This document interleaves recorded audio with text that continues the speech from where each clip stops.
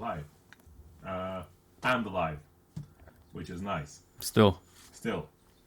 Despite the circumstances and the episodes that are happening apparently everywhere. So, welcome back to our podcast. I'm Coffee. I have a lot of names. Some of them are pretty normal, like the architect. Sometimes other persons come out like Egg Boy. And I suppose we will get to know some other ones who have interesting relationship with inanimate objects.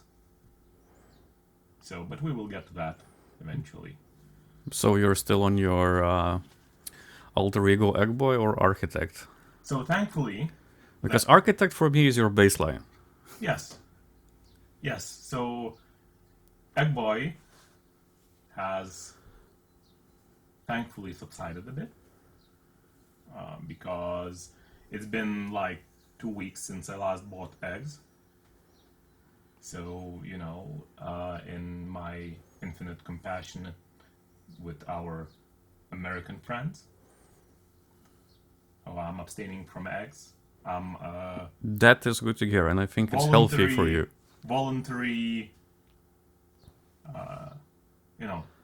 incels, right? Involuntary celibate. From eggs? I'm voluntary celibate from eggs. I'm not doing anything with eggs. Well, that's not entirely true. I had mayo today, so I suppose that counts as eggs. Nah. But still, Egg Boy is not appearing as much, mostly because I'm not following the news so much, because shit's crazy, man. Yeah, so it's good to hear that Architect is back. And will not be taking half of our episode on tangent about eggs and Elon Musk buying a farm, which turned out for me as a nice YouTube short to edit. So that's good. So we're still back on Coffee and Architect. So we're back to episode 2 levels of Unhingedness. And speaking about the episodes, For better or worse, to be fair. probably for better. I hope so. I do tend to make fast and sometimes incorrect judgments, so it's for good. We'll see if we gain at least 1 subscriber from the 3rd installment, and we get 2 subscribers from this installment. I will agree that you're right, and I will lock Egg Boy in the cellar. Well, that's not how the stuff works. That's exactly how it works. You just push away the parts that you don't like about yourself, put them in the basement, lock the door, and from time to time you take a baton and you beat on the door and shout, "Behave, you bastards." I was talking more of algorithmic things and reach things in social medias. Spotify. Talking about Spotify. We're live on Spotify, if you're a Spotify listener. And I was talking more about the algorithms and getting reach out there. Well, Your topic about locking yourself up, yeah. You're still on your toxic masculinity traits? I suppose, it's part of being male in this society at this time.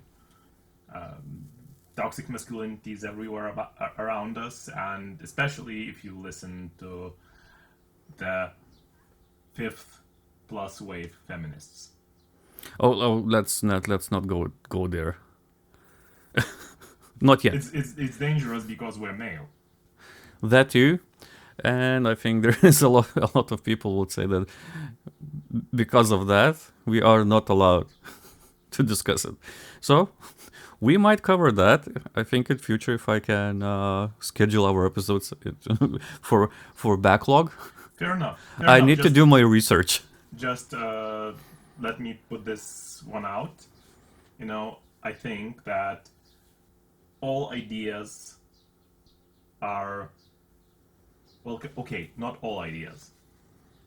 But ideas have the right to be. Right? People are allowed to have ideas and should be allowed to have ideas. Well, yes, that's generally true. The only thing that about those ideas and acting out on those ideas, in my opinion, it is most important to always remember the human and not to be an asshole. That's true, yeah, and that's pretty much lines up with the vision and mission that we developed in our third installment, which you can actually check out the full copy in the link below. Yes, come join the Falafel faith or Falafel church, whichever you prefer. Yeah, it's finally live. It's very barren, but it's live. Yes, it is alive! And talking about that, yep, so we will continue developing probably a bit on our vision and mission in future. Check out the third episode if you want to see how we develop that. Check out our website to get a full copy of that, which is live at the moment. Hopefully, probably, we're not sure. Well, as long as my closet has electricity, it should be live. Thank God. How are you being? If it's not live, just know that I went out in a blaze of glory because my skanky ass setup has finally caught fire, and I have literally gone up in flames. You will take a picture of your closet and we will gonna post it on YouTube. Yeah, that could bring some reach, mostly from people wondering how the fuck did I not catch fire yet? Exactly. Yeah. Yeah, and for everybody else, yeah, we're still hosting a lot. So we have this drive or server that you probably can see now on screen if you're on YouTube. And if not, check out the skits on Blue Sky because we're definitely posting it there. And probably on Reddit on Janky Setups or Redneck Engineering.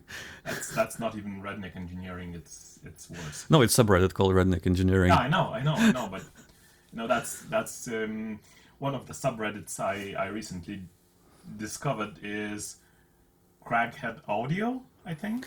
Oh no. Yeah, that tickles a certain funny bone in my soul because I like music, I like sound setups, and I like jankiness. And these people bring it to the whole other level of jankiness. I will need to check out because I have never seen that. I'm not much into audio. I do listen to vinyls and this will get people angry. I spin vinyl and I transmit my sound waves through Bluetooth. Ethan. Yes. Absolute fucking barbarian. Into soundbox or TV soundbox, however that is called, and not proper audiophilic audio setup. Yes, I can already see all the pitchforks and Exactly. yeah, angry mobs. Because that's really unholy in the vinyl kind of people. Yes, and as with all cults, people get angry about these. But I have things. perfectly valid explanation why it is like this. Okay, please do tell. So, for one, we recently moved into new flat, and the flat is not big. Well, it's okay. Three rooms, two bedrooms. Not big, he says.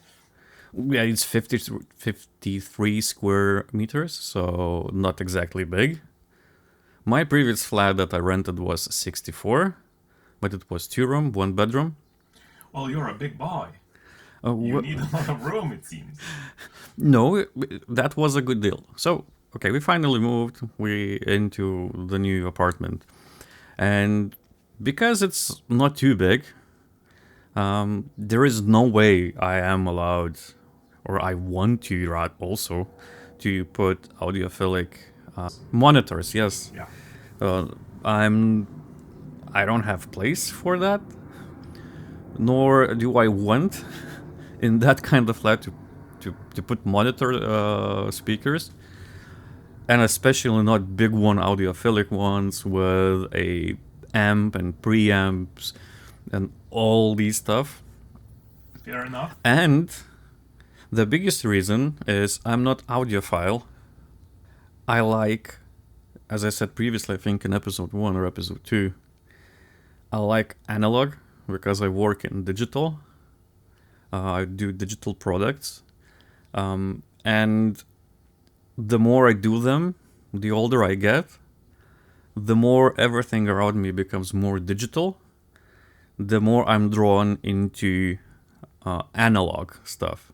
How come you're not an audiophile? Like, you should have... No, I like the process of the analog vinyl, and I don't care where the music comes from and through which wire it comes from. I like the process. You're not even using wires, man. I'm not using wires. That's the whole thing. I can put my vinyl player Analog, anywhere. it says. I like analog things, and I like the process of vinyl, and vinyl is analog. Say what you want. The sound signal is not analog; it's digital. Okay. But I the get process what and I get what you're saying. and the Because medium is analog. I'm using digital medium on analog hardware. So I suppose we balance out. But the process itself, it's very similar. Like, I listen to CDs, right? You have to have intention to listen to music. And that intention changes the way how you listen to music. Exactly. And I like to take a vinyl out from its bag. Yeah. Put it on a turntable. Flip through the booklet if there is one. Yeah, look at the poster art. Yeah. included, because vinyls do include poster. That's what's new to me when I bought my first vinyl. So yeah, and then you listen through the whole album, not like in Spotify, the only best singles or your very favorite songs on demand. You have to listen through the whole album. Or if it happens, like I was gifted, or we were gifted on our Tinderversary by my girlfriend, a Daft Punk a Random Access Memories limited or extended version LP, which included not released songs. And one side of that vinyl is really heavy and not the best work of Daft Punk. So whenever I'm together with her listening through that vinyl, that side is never played. She cannot bear. But then it means you have to skip the whole side. Yeah. Other than that, you have to listen through whole LP. You know why it's called the B-sides? Exactly, because you don't play them. Yeah. Also... That's a C-side. No, C-side is with seagulls and... Side sand. C. Side C. Side C. And B-sides is something that is beside, you know? Yeah. Yeah, so it makes perfect sense. So I like the whole process. Yeah. And I don't care how the signal goes. Like, if I would live in a mansion or a big house or whatever, I would have a huge dining room where the huge monitors or monitors of any kind would fit in. Oh, you could use concert speakers. They like concert speakers. Yeah, who doesn't? It's a concert speaker. The only problem with concert speakers are that the quality of music is being heard by the neighbors and not you. Well, that's, we both know that we both have immaculate taste in music, right? We cannot play anything that would offend even the most advanced ear. Well, do you know such band called as Cock and Ball Torture? Now I do. And their album is called When Girls Learn to Piss on Commands. I am awestruck. And that it's very fitting for the band because they play screamcore, I don't know, like shitcore. And that is why you should have concert speakers. It's right? porncore. I remember. I think it's called, the genre is called porncore, and it's really terrible. So you do this public education And I don't really like that band, but I know. with concert speakers, so everyone knows what porncore is. It's mainly pig sounds and graggling into the microphone. That's, avant-garde, No, avant-garde has style. experimental music, No, like expanding the boundaries of music no, and reaching new horizons no. and getting it up to the elbow. Anyway, Anyway, I don't think this group had to have ever be mentioned anywhere because it's so bad. I will listen to it. You better listen to the Deathbeak. You know what's a Deathbeak? No. I think it's a thrash metal or metal. Not, it's not a metalcore. I think it's thrash. Not even thrash metal. It's some kind of screamcore or whatever.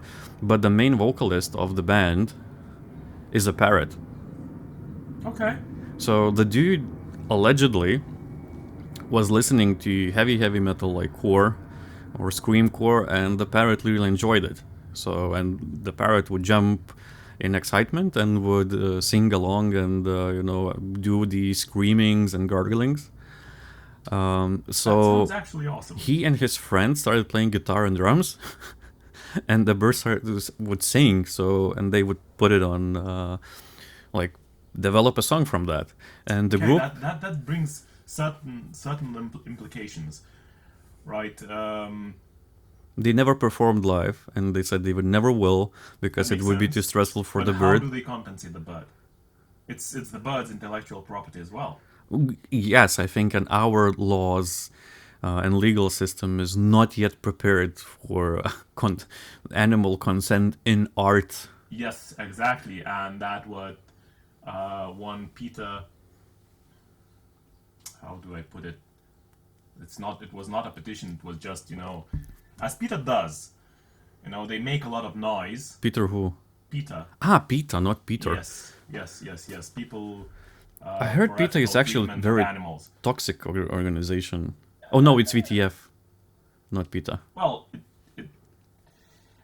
let's not go there. Okay, they make a lot of noise. Let's stop at that point. They are not always coherent. They are not. But they do make a lot of noise, and they claim they do this for good reason. Well, I'm claim. being factually correct here, right? And I'm being not biased or anything, but they did this. They raised this question of a monkey. I think it was a chimp that was given a camera by a photographer and made a selfie, and the photographer then posted that online. It went into art galleries and whatever, right? So there was this question of Who does it belong to? authorship and intellectual property. So it was an interesting case, and basically, it seems from what I remember, I will need to follow up on this after we record. I think that we don't have a legal framework for animal intellectual property. Well, yeah, and I would give a spin here. I think it's a really good thing that we don't, but not because of what you think. It's a really good thing that we are in the place that we can understand that it's a problem, a minor one, mind you, in grand scheme of things, in geopolitics or in wars happening and Sun exploding eventually. sun exploding. Sun exploding eventually, if you go that far. But it's a good thing that we have capacity and we are conscious or conscientious enough to think about animal rights and what belongs to who and how we should treat the other species that live on this planet. Absolutely. So that's why it's good. Absolutely. It's I agree. not good that It's also it's very important to mention that it is not the norm, right? It is a privilege. We are privileged to be able to think about problems like that. Yes, that's what I mean. It's a beautiful thing. We have that privilege to not worry about food, shelter, Staying wars, alive, staying basically. alive, being safe enough, not being mugged, not anything. Like, we are in such a good place that we can start thinking about The other. the other, or Yeah. the unnamed, the unhinged. You know, Hello. yeah, hello.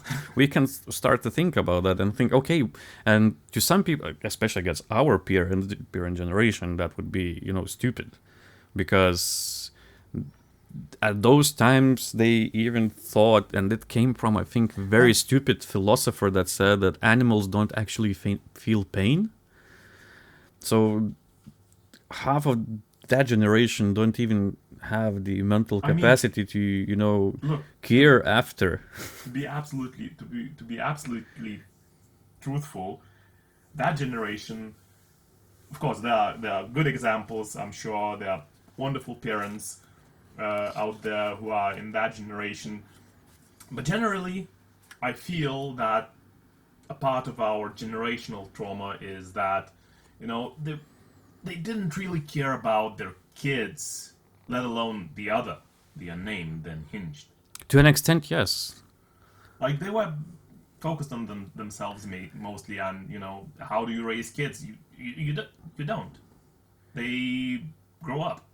Not even that. Like, everybody says, like, it's. And we had this talk with my girlfriend on the car while driving somewhere. I don't remember where, but it was like, there is articles over and over again from time to time. They are not constant, but it goes in terms of millennials are not having sex, millennials are not having children. Yep. And I think, because the same thing, we think about the other. We have the privilege. We have the privilege to think about the purpose, about why, and what do I really want. So we are like, I'm a millennial. I think you are I'm on the definitely cross. I'm still a millennial. I'm sorry. I'm old, but not that old. Okay, you're still a millennial. Yes. I'm Thank sorry. you.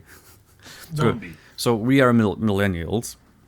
Yeah. And we start to think about the purpose, why. We start questioning things. Okay, what about this? And yeah, we are not having sex Well, because we are having sex as much. Sometimes when opportunity arises. Not even that. Like, I think the how decisions are made But are very different. Like, we now don't, like, previous generation, I think, in more terms, and I know quite a few people from older generation that would fuck anything with the pulse, and that means cheating on their wives, having multiple divorces or divorces because of the same thing. They are well, not, that still happens, in our but generation as well. not on the same kind of level, I believe. Because I You're think people are overselling more, our generation a bit. maybe. You're in your bubble.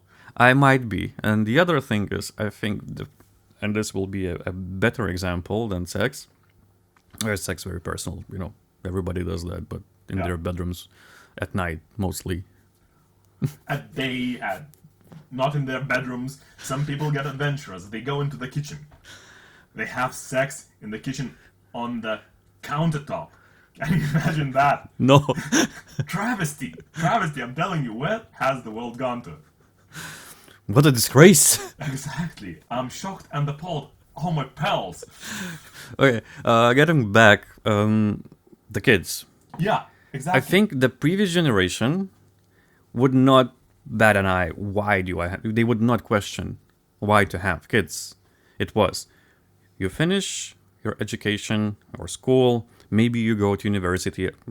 Way less people went to universities, at least in those days, at least from our country, And could afford to raise families. and could afford to raise families.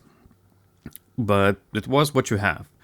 You find yourself a wife, you get yourself a job, you stay in the job for 20 years, you don't change the job, basically. And then you have 2 or 3 kids. You know, the amount of kids generationally tends to, I think, to drop down from, I think, 6 on our grandparents probably came from 6 children families. Well, the ones that survived, yeah. But I mean, the global fertility rates are dropping. That's a fact. No question about that. Like fertility or wanting to have kids. That's that's a mixed bag. Yeah, that's a mixed bag. What I mean to say is that we tend to make more conscientious decisions and more. I agree completely. We do understand, that a kid is not a puppy, right? It's not. Yes. And even if we are talking about a pet dog, we give it a thought because that's a commitment, right? Exactly. It's not like, I'm afraid of commitment. No, fuck that. I can commit when I need to, when I want to. And right? when you feel safe to commit. Yeah, and when I know I will, do what I committed to. Right? It's not like, fuck it, we ball. Right? It's a decision that you make with a little forethought, even for a puppy. Yeah, and that's what grinds my gears from time to time, because I tend to be in some conservative organizations, and people there my age, or 1 year older than me, some are a few years younger than me, would look at me with a side eye when I would say, yeah, I don't really want kids. I'm not planning to have them at that moment in time. Like, it's not a thought. They say, like, how, why you need that, well, and blah, blah, all that stuff. And I completely have a reaction, dismissal reaction. Like, no. And I would always... Rejected. Yeah, rejection. And that would always accompany some kind of cynical and unhinged joke about having kids, But purely, mainly because I don't want to be pushed in that. And if I want to have, a kid, that will be a very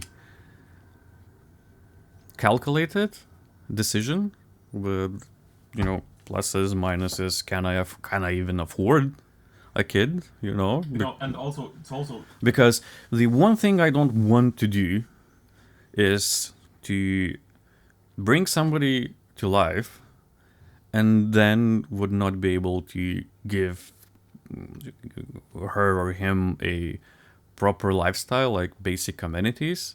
Am I mentally capable of supporting a child or growing a child? That's one. And it's not attached, to your economical situation. That's true. The other is like, I'm economically okay to have another mouth. Can I afford a kid? Yes, like, can I afford a kid? Can kid go to a private school, or kid would be only able to go to a public school, which is a different can of worms, and some people agree, some people disagree to that. Like, then, can I afford education to my kid? Well, we live in European Union, and you know what? The education is there cheap. That is true, at least basic one. Even university degrees are free if you are smart enough or your IQ is big enough, Yeah, and even if you're your not, professional schools are free. You can actually afford them, right? You Yeah, don't it's get what, a million in debt. It's 3,000 a year compared to what, 30,000 in USA? Yeah, At least, I think. yeah. So The tuition fees are crazy, but then it's good we live in the capital. We have big universities and the kid can stay at home. But then, what if I wasn't living at that point in the capital city? Can I afford a flat or dormitories? Can I afford to sustain him separately, to buy him or her food or whatever? And the other thing, does the flat support it, or do we need a new flat? Yeah. Because 2-room apartment is not okay for having a teenager. How do I know? Because I lived in 2-flat apartment for most of my life.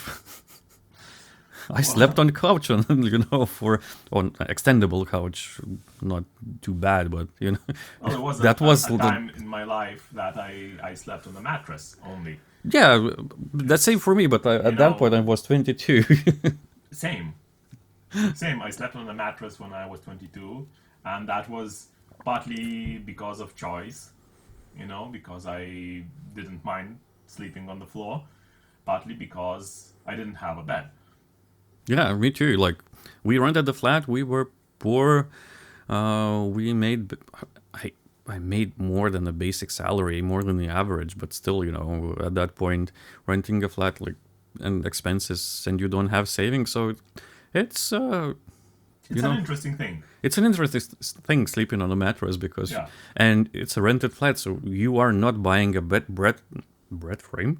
Okay, that's a good That's train an of thought. Freudian slip. Yeah, bed frame and then carrying that bed frame from one flat to another. Like, okay, I once did that in a Honda Prelude. oh, that's a trip. That was a trip. It was not Three exactly trips. comfortable. That was 3 trips for one bed frame, I imagine. No, that was a single trip, but I had to concord myself in a very peculiar fashion. And I'm sure if I hit anything or anything hit me, I would be completely fucking annihilated. Stabbed by a bed frame. Yes, new hybrid, we present to you a man bed frame hybrid. It doesn't breathe. It starts to stink after a while, but it's a hybrid. It's a prototype. It's a prototype. MVP. We will fix that as we go on. Iterations. Iterations, yeah. Yep. So Gotta stay lean and agile. the funny thing is, when I was sleeping on the mattress, I still had my Mazda financed in bank. So priorities. True. I don't regret that. In any case, so I think what really separates at least part of our generation from the older generation is empathy. Yeah. Do you whatever? Yeah, because I read a quote somewhere. I will try to source the author, and it basically said, "Do you understand the violence that it was needed for me to become this gentle?" Oh, yeah. That's a very running quote. I think Yeah. it's a very common one. Yeah. I heard about this. Yeah. Yeah, but it really defines, Was it Jordan Peterson? I don't think so. Because he has some similar quotes. I am As pretty much- sure that it wasn't. As much Jordan as Peterson. I hate him, but he had something similar. Very good documentary, by the way. It's called Restrepo. Yep. And how he spent, I think, half a year with these guys, or 2 to 3 months in the active war zone, the most violent valley in Afghanistan, and he had PTSD from that. And then he has a TED Talk, I think, when he describes that. And he describes when he went to, all after the war, or when he came back, he went to a wedding, I think. And he started crying, or weeping, I think he described it. And then he proceeded to talk about not post-traumatic stress disorder, but post-traumatic growth, because PTSD, if tended, if everything's okay, can lead or leads to post-traumatic growth. So basically, when you take your trauma and then you let it develop you, or you grow from that. So that's also good. Like, you can do violent things for whatever reason, like violent things are not okay. We can agree on that. But some people are forced to do violent things. Some people chooses to do violent things. Some And people there's a big difference. some people tend to just be in the wrong place at the wrong time and have to do, Violence is sometimes necessary. Sometimes, yes. Like, do we say that Ukrainian soldiers are violent bastards because they are doing violent things every day of their life Like, for 3 years? Yeah, No, they're exactly. not. Exactly. So that's, violence can be justified. In some cases, yes. Like, you are defending yourself from the attacking force of Yes. terrorist It's state. a matter of survival. Yes, you are being mauled by three Like, shaved head dudes with a sporting okay, outwear. you have not chosen the bear has chosen you, and regardless of your deep Buddhist beliefs of not inflicting violence, being on the compassionate side, and what have you, you still will have to get violent with a bear. Yes. Well, you choose to. Or you die, which is also a valid choice, I suppose. Maybe. I mean, I have lived a full life, and I want to be mauled by a bear. Sure, go ahead, man. Your funeral. It's your funeral. Well, there won't be a free. Well, there will be an empty casket, probably. At the very least, a closed one. Okay, we're getting into the dark place now.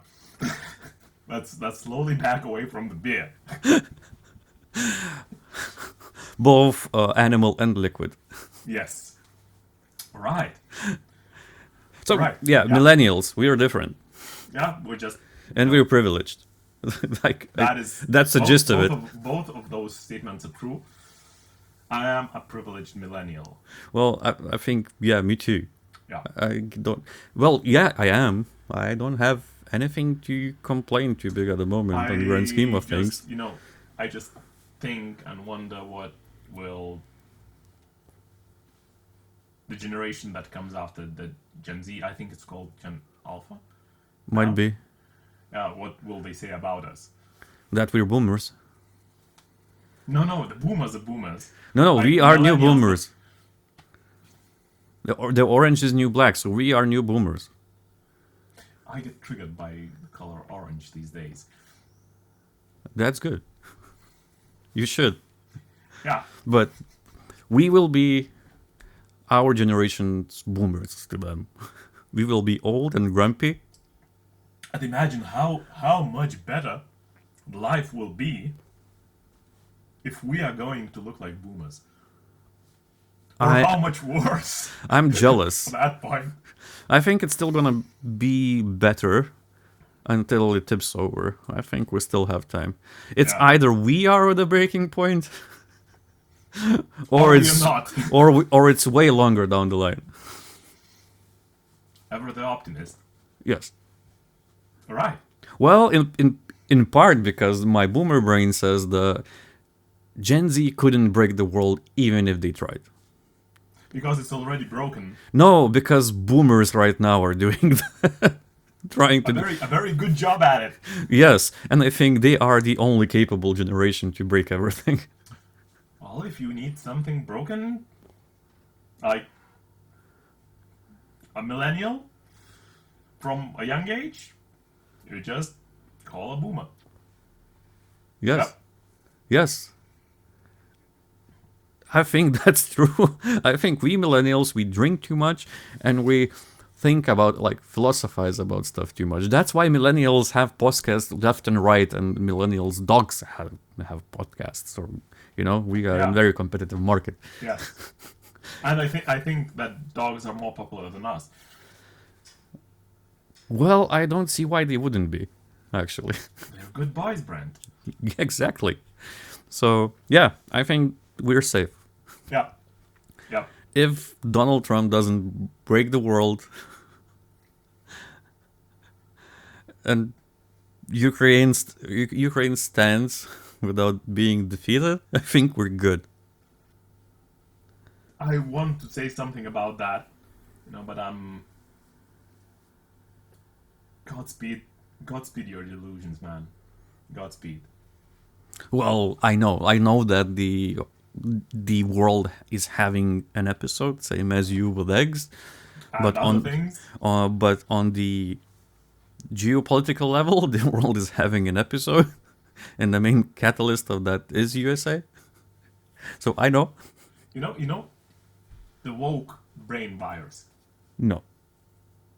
You have never seen that tweet by Elon who is hopefully buying an egg farm right now. So he, You know what? I don't follow this. I want to say unhinged, but I would offend myself calling him unhinged. This yes. crazy person's high on whatever he's using. Ketamine, Most probably, yeah. Rage typing, being a keyboard warrior, Well, posting every 10 minutes. He doesn't use that many caps, so that's nice. I don't follow him either, but he's just put this idea of mind virus that's infecting everyone's minds, and making them cut off their balls and remove their tits or whatever, right? And all of this probably because his daughter has disowned him. Which one? From the 13 kids, allegedly, as he has? Or whatever? As far as I'm concerned... N plus one? All of them. That's, I think, his son. All of them. But anyways, so, you know how they say that every accusation is a confession? Well, I think I've heard the saying. Yeah, so that's what they are doing a lot. They're doing that a lot, and it finally clicked to me. It's not woke mind virus that's infected the world. It's the boomer brain rot, the absolute fucking dementia of empathy. Right? They go as far as to claim that empathy is a sin. Well, they did by law abolished empathy, and that's DEI in my terms. And that's fucked up. That is. That is fucked up. You are by law required not to have empathy. Why? Because fuck you, that's why. Yeah, because they miss racism so much. Oh, the good old times. Yeah. Motherfuckers. Exactly. Yeah, and as and some unnamed person has broken Grok AI to respond to any question with apartheid propaganda, and that is beautiful as a fucking train wreck of orphans, limbs flying everywhere, blood and screaming, and everything going up in flames, just like my closet with with the server. But it's a spectacle at the very least. Oh, yeah. If we can call it that, it's a spectacle. Yeah. Talking about the spectacle, which is a USA at the moment, and I know we don't do politics, so let's not get too political, but some unhinged things. And some of these things might remind you of something. You know that USA always says we have checks and balances? I was always assuming they are talking about banks. No. And money. No. That's checking accounts. And account balances. And account balances. Okay. But checks and balances usually refers to political governance as they have. So they have Congress, they have president, they have Supreme Courts, and everybody checks everybody. Congress divides money or allocates money. Supreme Court can say to they're in balance. Yeah, the Supreme Court can say to a president, you're doing wrong stuff and you shouldn't be doing that. Also to the Congress, to the... But what really happens when Supreme Court says to the president, you shouldn't be doing that, and he's like, nah, mate, that's fine. That's exactly what's happening. And I never thought that could happen. But apparently, President of United States is the supreme power and the most influential person that nothing or nobody can rule over if you want to. And our orange boy, the talking angry orange, if you remember the YouTube, if you are a millennial, yes, you do. I'm old enough. Yes. The annoying orange. Annoying orange, yes. Decided that he doesn't care about the Supreme Court. And it's like, make me. Yes. You and whose army? I'm the supreme commander of the armed forces. Not even that. The marshals, Are under the Yeah. president, yeah. they are under the president, and marshals should be enforcing the law of the Supreme Court. So I guess they forgot very important check and balance. Well, bugs do happen. You know, I have written many programs, and sometimes you just fuck up beyond repair. And that's what's happened. That is exactly what happened with the deportation cases and with some other Trump's executive orders. And then with, I think, the departments or state departments or whatever that go under the presidency or whoever they respond to. But basically, the president says who runs them, so nobody can do anything. So these are now not being, the Supreme Court orders are not being enforced. Those are no longer orders, those are gentle suggestions. Yes.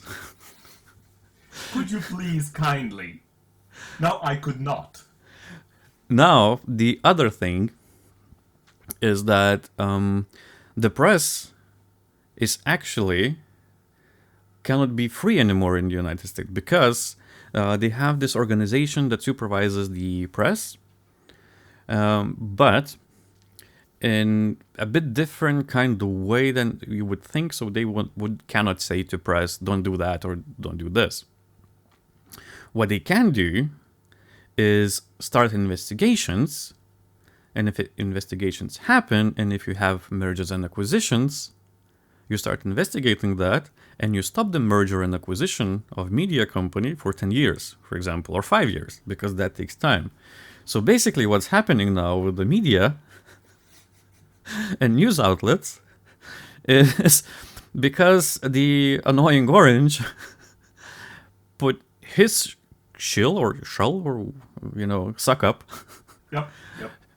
as the head of that organization. And if he doesn't like, for example, that's a CBS, let's say Fox Media is our suck-ups. CBS. And CBS wants to buy another company or merge with another company. And if they are reporting bad stuff that president doesn't like, the suck-up can start an investigation. So monetarily, that's really business. That's good. that's really business. bad. Yeah. Yeah, that's really bad business. Yeah. So you do align yourself. Yep.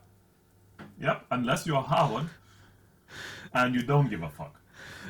No, you do. If you're Harvard, you do give a fuck from all the good angles. Apparently, Harvard launched an online course free of charge for anybody about Constitution, And democratic rights, and how to spot a dictator. and how to spot a dictatorship. Godspeed, Harvard. That's absolutely based as as Gen Z says. Yeah. It's based. That is based. And, I always thought that Ivy League is just pretentious cesspool of rich guys and, all that stuff. But Harvard is proving me wrong. Like, it's really good. Like, I know the IT university in Boston. Oh, Jesus, I forgot its name. I didn't even know it. You do know it. Being the stupid European, that I am, I can barely name all 50 states. I can't. So that's being European. So to our American listeners, we do know how you feel when somebody goes and asks you where Monaco is or what even it is. So yeah, that's a bit of empathy for you there. Anyway, I can't find it on Google how the university is called, but I will put a star and what I mean. Yeah, so Harvard is based. The whole world is having an episode. USA is having the biggest one. And they are very fast becoming a dictatorship. And we being the first generation after the dictatorship, I think we can actually have quite enough historical knowledge and living memory knowledge to say that, well, they actually are. And I think three the most famous writers, historians, and or university teachers, professors, whatever that do teach dictatorships or about dictatorships fled the USA.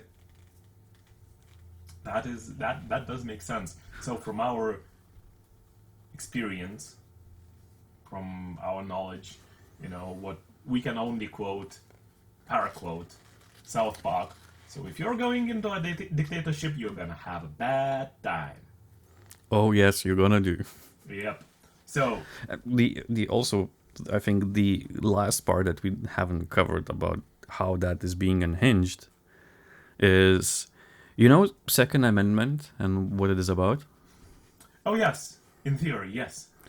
Yeah, it's about guns and ability to Yes. carry and own guns in America. Yes. And one of the arguments for it is to stop the dictatorship. Yes, Yes. to stop dictatorship, and they mean Brits. I don't know why, but mostly they mean Brits, and they always name Brits, because of Yeah. the war or Boston Tea Party. Every time Democrats want to increase the not sanctions but rules on who and why and how many guns somebody can own, they will say, "Oh, it's anti-constitutional because Second Amendment." The same guys are voting for annoying Orange, and when he is destroying the core of democracy in America, they are doing nothing. To be absolutely fair, if we go back in history, right, as far as I remember, there was one time in American history where Republicans, or let's say right-leaning wing, right, voted for gun control, was when Black Panthers were in. Of course, that's So- boomers for you. That's racism. Yep, that's good old racism. Yes. So, Second Amendment doesn't apply to the blacks. Bravo. Yeah. Also to this day, as I heard, like it's way harder in some states for a black person to get a gun than it is for a Caucasian or a white guy, Yeah, or I think any other race. yeah, and don't get me started on tattoos. Oh, well, I won't. Thank you. Because apparently now having a football, like Oh yeah. like a soccer ball tattooed on you, labels you as a gang member. MS-13. No, it's not MS-13. It's a different Venezuelan or whatever gang. I mean, you Which can ins- just make shit up. Interestingly enough, that gang doesn't have gang signs or tattoos. In general, that's not how this gang rolls. But I mean- According to I mean- a gang professor or sociologist or whatever, the person that deals with that and research how it goes. I mean, it's let's not let facts ruin a good story. Exactly. Yeah. So yeah, that's that's the political news, I suppose. No, it's not news. It's just like, if you're from USA or listening that, this is the voice coming from post-Soviet bloc country, which was a dictatorship, and everything that you see is happening. It's not you that is crazy. It is your country. It's funny because this is the time where we could steal some valor and proclaim ourselves to be Radio Free Europe, who recently, as far as I remember, got its funding cut. The organization that was offsetting in the field of informational plane, right? The whole Soviet propaganda machine. Is this like British, the BBC voice? No. Is it- It's or was Radio, it? Radio Free Europe. I'm not privy to that. So So basically, is it? it was transmitted from Luxembourg, I think. Let me guess. It had big part of its funding from USAID. Yes, yes, exactly. And it was, very pro US, very pro democracy, and very what have you, right? And now it's fucked. So from what I've heard, European Union has picked up the bill. Oh, cool. Yeah, that's pretty cool. European Union is actually on geopolitical level is very stepping up. Yep. Like we are arming ourselves to the teeth. And when USA is like kind of dropping off and saying, yeah, we don't care about that, it's actually, I think, the first time, not in history, and probably in history, when European Union has such big cohesion. And we are not talking that the main thing that unites Europe, which is everybody in Europe agrees that at least we're not French. Now, now we are on serious terms. Yeah, and I mean, I never thought that I would see the day and that I would cheer for Germany ramping up its military. Well, there is a Historically speaking, no. I mean, Germany arming up meant, serious shit getting down. I mean, for a fact, in the multiverse, there is a version of you that has a big swastika on a chest and is a neo-Nazi. You want it or not. I seriously doubt it. If you believe a multiverse, Even in multiverse, like, no fucking way. and I think even if you explore that further, because I find multiverse extraordinarily interesting, I mean, who doesn't? we would find you as a neo-Nazi who is black, who identifies as a lesbian. Well, I do have a Subaru, so I already do. Yes. And probably, I don't know, owns a farm of alpacas. Alpacas, sorry. We can find that in the multiverse, and that's why it's extraordinary. Okay, that's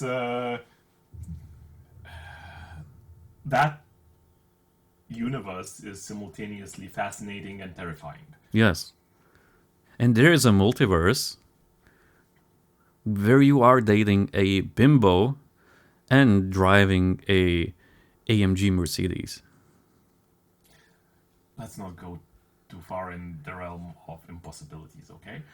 No, according to the multiverse, that is completely possible. That is completely possible, but that's way that way on the probability plane.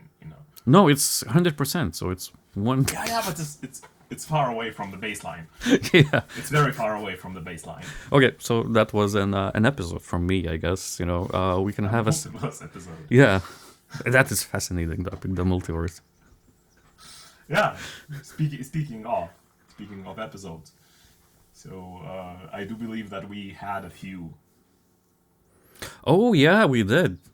Your acting is subsiding, Definitely. which is nice. And it's a bit sad because Ergs stopped liking our posts, stopped liking our skits. That is the first betrayal of being a Yes. public personality. Yes, that one hurt. Eggs, if you're listening, please come back. Egg Boy needs you. Aw.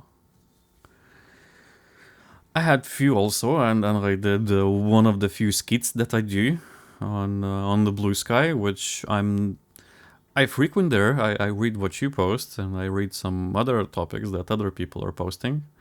But I did post myself for a time, and what was during an Eurovision.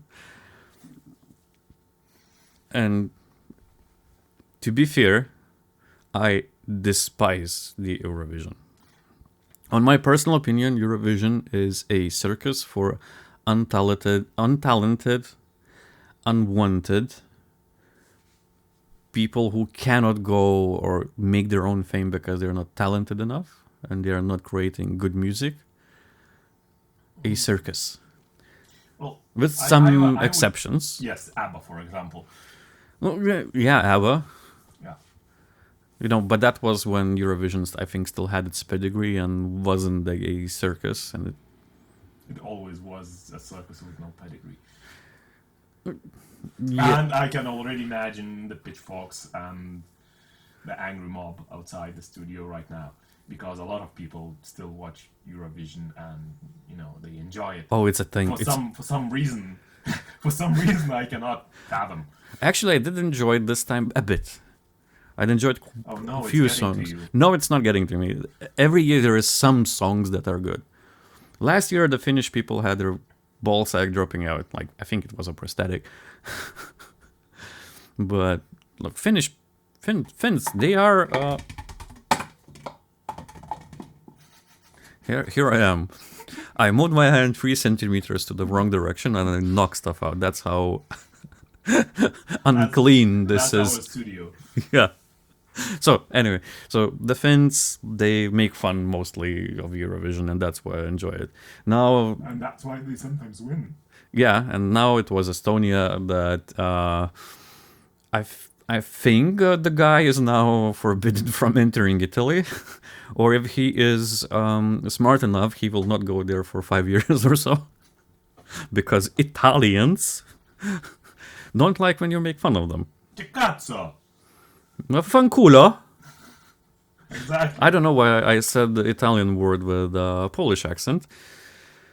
But anyway, so I did post about the best shitting songs I have heard, because I worked in a corporate stuff that do you play music and on the speakers when you are shitting. Well, it plays all the time, so if you're pissing or something, it doesn't matter. If you're relieving. Toilet music, yes. The music of relief. Exactly. And it's one of 21st century's best things, is that corporates have music. And me being a European and working in Europe, we have normal toilet stalls, basically a separate room with the toilet and the sink, not an American ones with a huge caption when you can see the feet on. It depends. On what? It depends on the place, right? But basically, yeah. If you have relief music, you're probably gonna have, your own sink,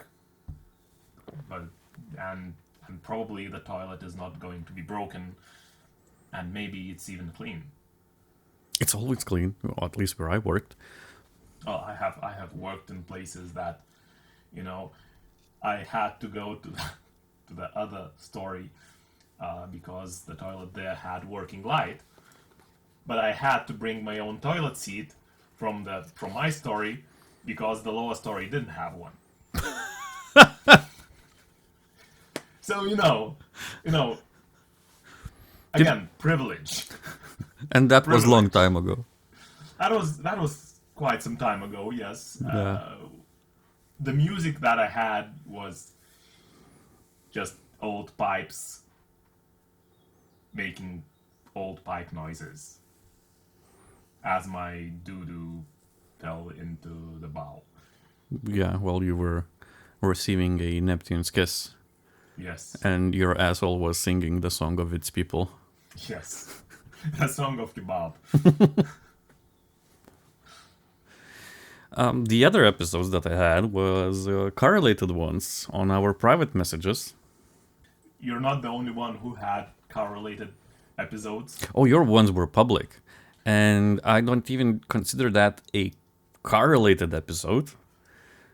That was a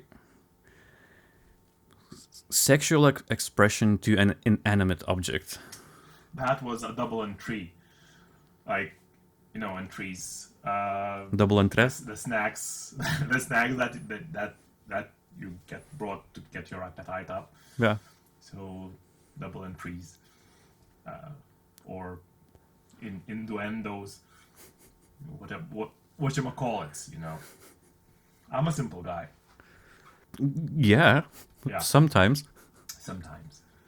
Sometimes. So you always have had those episodes about cars, like some of those episodes are, somewhat grounded in reality, like making a van be a four-wheel drive or tacking an eBay turbo on a EJ20 Subaru engine. It's still a good idea. If you're listening and you're a car guy or gal, please comment if that is a good idea. An eBay turbo on a stock, naturally aspirated EJ20. I somehow doubt that is that good of an idea. That is a good idea. Okay. Air suspension on a Legend is also a good idea. Hydraulic handbrake on your Impreza is also a good idea. And a four-wheel drive conversion to your van is also a good idea. And also, you thought about buying a Dacia. Yes, and it's not off the table. Look, it has it. Look, the situation is we need an SUV, Yes. And and so we you are in decide, the and you decide to consider a Dacia. yes, and we at the When moment there are perfectly fine Subarus going for €1,000. yes, but we are in a place where we can privilege where we can afford to lease a quite a new car. I do have a degree in economics, so I'm never buying a car from a dealership or a brand new car because that's economically bad idea. So, we can afford 3 to 5 year old car. Let me interrupt you there for a minute. No, I will not be interrupted here. Okay. Okay, I'm joking. Interrupt me. Okay. So, whenever buying a car was an economically sound decision. Well, two evils, so you pick a lesser one. So that's that. And, we want a more comfortable car that has Apple CarPlay. It's newish. It doesn't need to be serviced. You can rely on it. And I know you can rely on your Subaru. And you do drive to Berlin. But it does need to be serviced after we drive it through shit. Well, the drive that we took was an abusive one.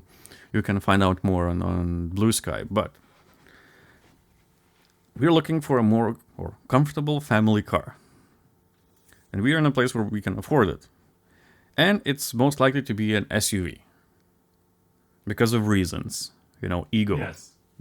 Yes. And not ego from the... ego from psychological terms. It, alter ego, and ego. So more from the ego side of your brain. Not an ego as I have a new car. But we want an SUV. Me being a car guy, the SUV has to be a proper one. So meaning all French cars, all Italian cars are off the table. And yet you still are considering that shit. No, I will go there. Okay. It will be Yes. a long... Don't let me stop you. Yeah, it will be a long and windy road of my logic acrobatics on how I say that the Dacia is a good car. But the short list was Mazda CX-5, Volvo XC40, Porsche Macan. So that's a short list. So then I were like, okay, the Mazda is an eco option or economical one. The Volvo is more upper-based, option, and Porsche Macan is, the I won the lottery option. no, not that kind of money, but basically, well, it's an expensive, it's the most expensive option. I won some money at the lottery option. No, that would be, I don't know, that would be something ridiculous. Mercedes-Benz No, G-Class. that would be stupid. Well, it's still smarter than a Cybertruck. No, it would be Defender.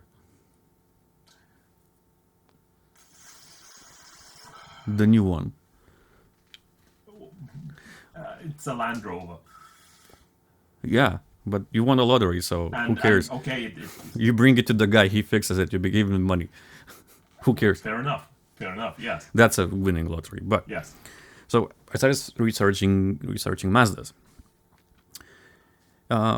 CX-5 is okay. CX-50 or 60 would be better, but those are not in our country apparently for some reason. Maybe it's an American car. I don't know. So then I looked into Volvos a bit more. Yeah, it's still an option. I looked again into Porsche Macans. They are out of my league. Like, it's economically bad decision to have this kind of expensive car. So then I was thinking, like, and then the logic is, no, Italian cars, French cars, nope. British cars, nope, also too expensive. German cars, never liked them. The Mercedes quality is atrocious.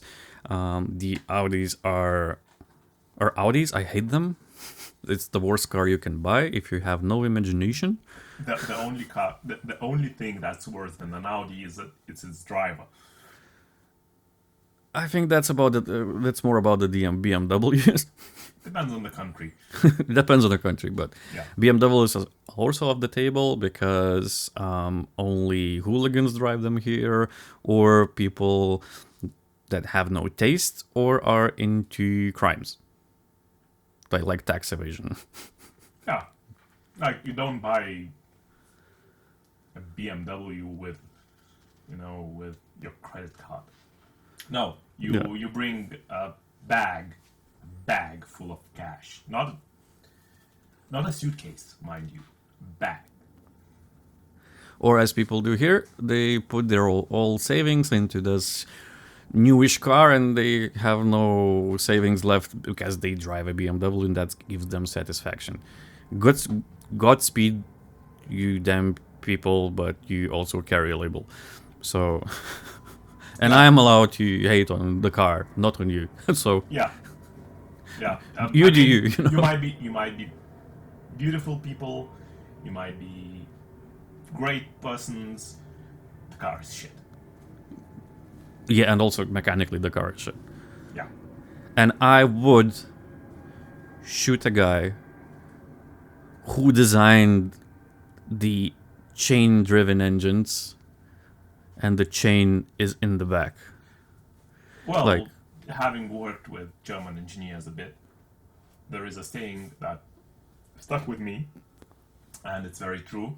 They say, "Why make things simple when complicated will do?" Yeah, and that's also why I would not buy a German car, except maybe Porsche, because that's also an ego thing. Yeah. So that's how the shortlist came to be. And I was thinking, like, why the hell, if I'm looking into more proper SUVs that has four-wheel drive, because if I'm buying an SUV, it must have a petrol engine, and it must have four-wheel drive. Whatever four-wheel drive, it will suffice. It must not be a two-wheel drive car. The Subarus are my girlfriend's ego thing, and they don't look good. And I agree. Those are very utilitarian cars. Those are perfect for camping, fishing, off-roading, going on extended trips through bad roads. They will never fail you. Well, except head gasket once or twice a year. Yeah. Some oiling issues, but mainly those were solved in later models. But I mean, the engines eat oil, but you can top it off. You know. are you sure you're talking about Subaru? Yeah. Because that sounds like your Miata. My Miata is a different thing. It's a fun car. And my engine that is to be replaced is still stuck in the UK. So that's another episode. Yeah. Yeah. And my mind started racing about these cars, you know. Mazdas that I want are not available. Porsches are expensive or too expensive. Volvos are great, but the interiors kinda sucks. And I was like, well, why then? And I was thinking about maybe Skoda Kodiaq. And then, well, no, don't like them. They look kinda ugly. And they also are too expensive for what they are. And then, if I'm thinking about Skoda, why am I not thinking about Dacia? And Duster, the new one, actually looks kind of okay. It has semi-proper four-wheel drive. It has shit suspension, I give it that. It has kind of a shit engine because it's 1.5 or 1.3. 1.2, but it's a mild hybrid, so it's good on gas. It has semi-okay four-wheel drive. It's no Subaru, it's no G-Wagon, it's no Land Cruiser, but Dacia well knows that. Who even makes Dacia? Czechs? Do they? I don't know. Aren't they made in Romania or something? Oh, Romanians, yeah, Romanians. Yeah, Romanians. Yeah. Very reputable people. Never have I ever been cheated by a robot. Look, they stole so many cars from UK and disassembled them that the whole nation knows how to put a car back. We're kidding. I know a few Romanians. They're beautiful people. We love them. We love Romania. Have they joined the EU yet? I think so. I don't know. I hope so. I hope so. I'm not on those news. I hope so, because I think there was some controversy on that. But anyway. Yeah. Anyway, So Dacia.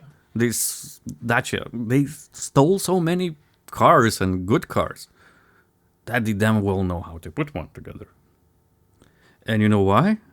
They give it 7 years warranty. Have you heard about that? Yes. 7 years of warranty. Yes, I have. That is unhinged thing to do in this economics. Nobody does that. Toyota gives 3. 5 if you're buying a Yaris, probably. That is true. Japanese cars don't come with that large of a warranty. And Toyotas aren't practically unbreakable. They have a war named after them. But still, There is a war called a Toyota War. like half of the continent of Africa are still driving Hiluxes, so Yes, and technically the other half of the Africa are driving technicals, which is a military term for a pickup truck that has a cannon attached to the rear axle. machine gun usually, but Not even machine guns. cannons. Like, yeah, I think 30 millimeters was put on on the Hilux, and that's a proper cannon. That is a proper cannon. I think some rocket launchers or kind of rocket launcher systems were put on a Hilux. I've seen the video. Also, the rocket launcher or pad did set the car on fire, but it took the rocket launcher to its location and it launched them. That's one thing that Dacia will never do. It's not a pickup. It's not a pickup. Give me an angle grinder, and we can make one. Oh, it will fall apart. The roof is a structural part. That's not a problem. You take 2 I-beams and you Let's- just put them on. Let's not go underneath there. Well, if and weld it. look, We if can do it. if war comes to us, we will do it. We That will. is true. we That will- is true. We're gonna have So hold that idea. shitbox technicals. Yes. One time use. Yes. It doesn't care. It's a Dacia. So, Yep. semi-okay four-wheel drive with a lockable center differential. The price is amazing. It looks kind of okay. Especially if you can take the car to vinyl wrappers and give it a bit more pizzazz, which is not expensive. That is true. Well, the side plate or sidebars are available for, or for rock bashing as a stylish part. Bull bars are available if you want to make it look more aggressive. And it has Apple CarPlay and Android Auto. It has 7 years warranty. Do you need to make a statement about your sponsors? What do you mean? Like, you sound like a car salesman. No, I'm trying to convince myself that it's an okay car. So that was the recent and the biggest episode I had. You're definitely putting someone out of business. The YouTube is only recommending Dacia videos to me now. Because I watched so many Dacia off-road videos and reviews. And actually, all the reviews are great. It says that it's the best car family SUV out there at the moment for its price and it's for its affordability, for its maintenance, and for its drivability. The multiple papers or car magazine says that's on the maintenance side, it's middle down the road, which means is 10 places up from Audi. Okay. It's no Toyota. It's no Subaru.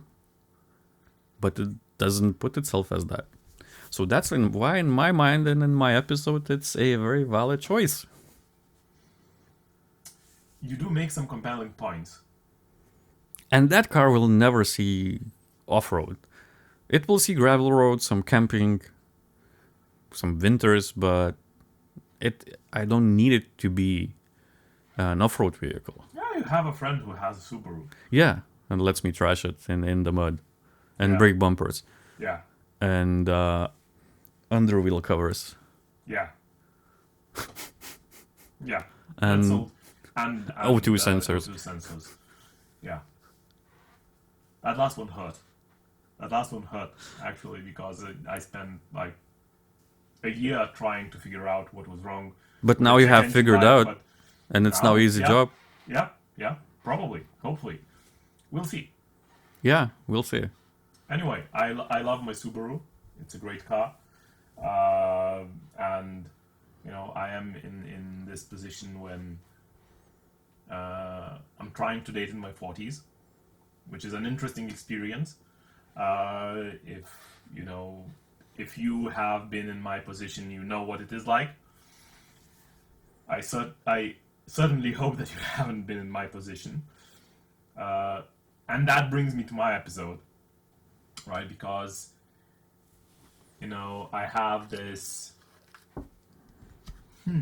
I suppose, need to love something, to take care of something, to give my attention to.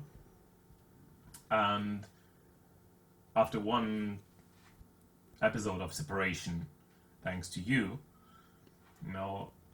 I'm starting to realize, I bought this shit box. What do you mean by that You borrowed the car. Oh, okay. I thought I divorced you for some reason from somebody. No, nothing like that. We were not even married.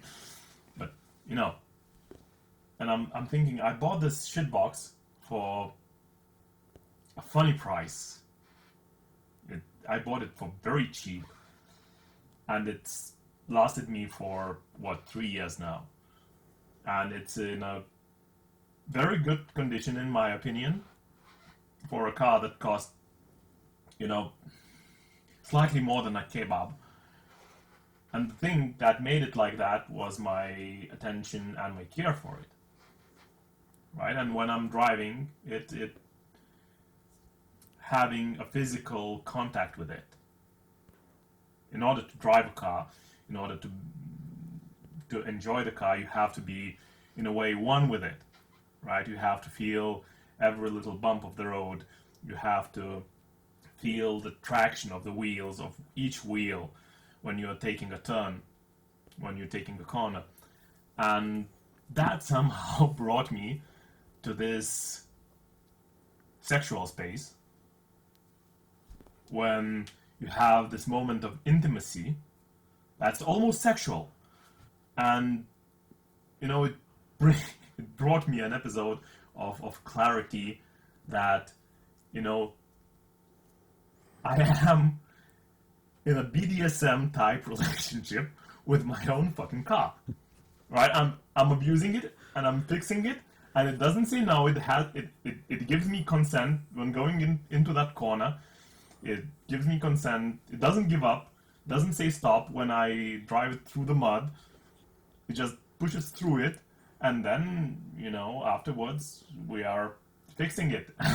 And the most unhinged thing, when two of us went for that off-road ride, right? And I'm thinking, oh, this guy is pushing my car so good. And I'm thinking, fuck, that sounds like a threesome. That kind of broke me a bit. No, it sounds like you have a cock fetish. Apparently I do. And now, when I go abroad and I stay in a hotel, I will definitely spend some time sitting in the cuck chair that every hotel room has and thinking about what it would feel like. And you probably know how it feels like because you sat on a passenger princess side when I was driving. Yeah. So, yeah, that's an experience, and I'm thankful for it. I don't want to say it, but I'm glad I could give it to you. That goes into the uncomfortable territory. I mind you, I haven't given my consent for that. You kind of did. No. When I said let's go off-roading, you said, fuck yeah, I haven't done this before. Let's do that. So if that's not consent, well, I don't know what is. You haven't explicitly said that you're gonna have a sexual satisfaction from that. I didn't have a sexual satisfaction. I'm pretty sure I didn't have a sexual satisfaction. I had a different kind of satisfaction. That was definitely not sexual, although there was relief when we finally started the car. Oh yeah, that was stranded in the middle of nowhere. Well, Stranded, stranded, air quotes, No. middle of nowhere, air quotes. no, stranded we were, but it was like an hour's walk to the town, to the nearest taxi, Yeah, and we are sitting ducks with a flat tire and car that wouldn't start and wouldn't show any signs of being alive. No electricity, yep, and it's raining. and it's raining. And we said, you said, let's solve one problem at a time. So let's change the wheel on the grass. So we lifted the car, changed the tire. I tried push starting it. It didn't work because we're in a field. Yep. And then somehow it decided to start again. Yeah, we basically removed and reapplied the battery terminals, and that apparently helped. Yes, Yeah, so that was a fun ride. that was a fun ride. As are these episodes, actually. It's always a fun ride. And this being the fourth one, the fifth one is where I have to pay my dues, actually. We have almost made it to the fifth one. Yes. The first milestone. How do you feel about it?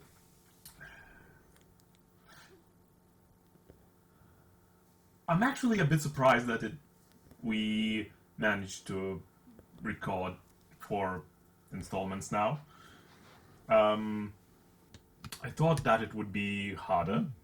It would be, we would lose drive that we had in the beginning. But I still feel that we have this drive and we are moving forward. I think that we are... Incrementally, but yeah, we are moving we forward. are getting better at this. We'll see in the post-prod. I feel that, we are getting further in our vision and mission. That, yes, that's where we did make sense of the things. Yeah, and I think that's something that will guide us to our 50th one. Let's hope so. But for the fifth one, I still have to do a ADHD test. What about autism? I was thinking that you're gonna brought it up. And to quote you, when we took a stroll around town, that, and I quote you here, "You don't look exactly neurotypical." And do you remember my answer? No, I don't. I said, "Hell yeah, I never consider myself being a neurotypical by any means or any chance. I never had that kind of fascination or imagination about myself." Well, you do have, very good self-awareness. That is true. So, yeah, ADHD and autism. Send me the links. I will. I will do them and I will present them on And air. we will have an episode of self-discovery, I suppose. Yes. All right. But that also comes with a caveat. As most of the things in life do. Yeah. We will have to compare our own tests and spectrums. So bring yours, I will. because I will bring mine. And we will mix and match. Mix and match. We'll see if our spectrums complement each other. I can compliment you anytime. I know you can. You look beautiful today. Thank you. You look too. Thank you. And I hope that our listeners are also looking beautiful today. Oh, they do. No doubt. No doubt. No doubt. Based. Based. Thanks for listening. We'll catch you, I guess, on the next one. Yeah. If you're this- still here, consider subscribing. Yes, we are questionably unhinged. And we hope that you are too. Thank you. Damn right.